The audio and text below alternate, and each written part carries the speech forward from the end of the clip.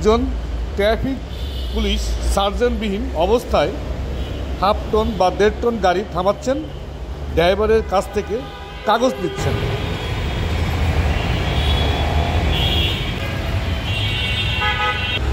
Pickup van দেখলেই থামিয়ে কাগজ নিচ্ছেন।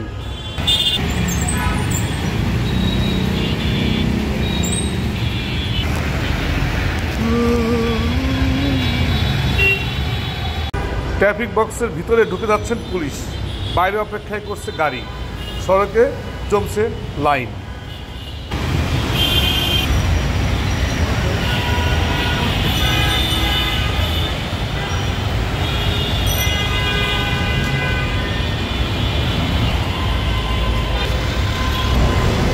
আর চালক হাসছেন ট্রাফিকের পিছনে পিছনে কাগজ দেওয়ার অপেক্ষায়।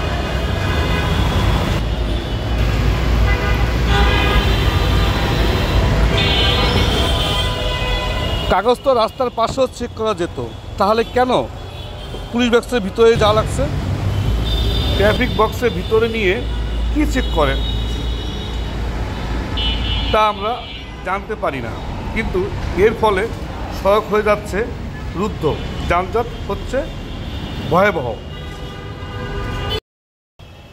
প্রশ্ন একটাই, যানজটের দোষ কি শুধু চালকের, নাকি ট্রাফিক ব্যবস্থাপনারও জবাবদিহি আছে?